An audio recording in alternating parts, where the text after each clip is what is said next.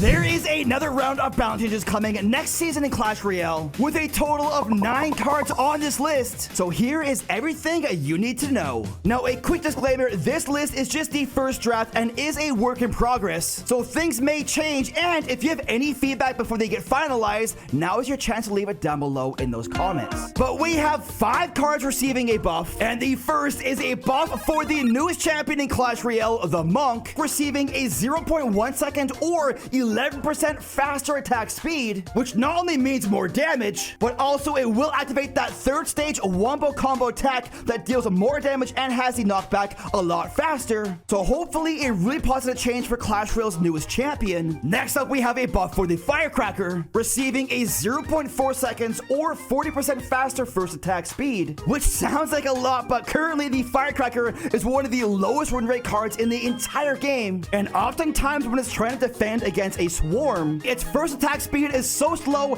that it often ends up standing there staring at a swarm, never being able to attack because the target always dies first and it just awkwardly sits there and does nothing. I mean, I think we've all experienced that at some point in the game, so hopefully this fixes that weird interaction. Next up, we have a buff for the Goblin Giant. The Spirit Goblins, while they are on the Goblin Giant's back, are receiving a 0.2 second or 12% faster attack speed only while they are on the back of the Goblin Giant, which honestly I think is a super cool change. The Goblin Giant is a really fun card to use. You can use it on defense to defend a graveyard or kite things to the opposite lane while the Spirit Goblins destroy their target. And this change just makes those unique aspects of the Goblin Giant a little bit cooler and stronger. So I, for one, welcome the Goblin Giant into the meta. And the final card here on our buff list is another buff for the Knight, receiving a simple 6% HP buff. Now, I say another buff because the Knight has an interesting history in Clash Royale where every couple of months it gets a buff and then a nerf and then a buff and then a nerf.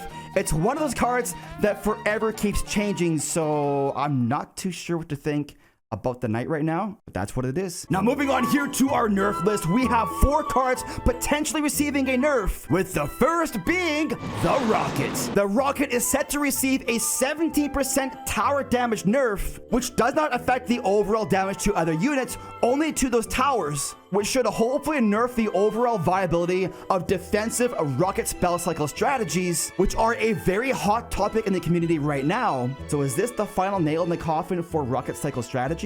We'll have to wait and see. Card number 2 on our nerf list is a nerf for the Phoenix. And this is an interesting change. The reborn Phoenix is now set to only have 80% of the HP and damage of the original Phoenix, and will have a slightly smaller visual form as well, which I think is a pretty good change because it helps you visualize which version is the original or the reborn. Yes, I know there is the fire effect, but it can be hard to see in the heat of the moment. And also the Phoenix is still one of the strongest cards in Clash Royale right now, so another nerf seems to be justified. Moving on, we have a nerf to the Tornado spell, receiving a 6% damage nerf, which means it would now kill skeletons in 2 ticks instead of 1, which makes it slightly less viable as a swarm control card. But this would change one major interaction, especially versus graveyard, and this is one of those secrets that a lot of players don't actually know, and that is if you purposely keep an under-level Tornado spell, you can actually use it to activate your King Tower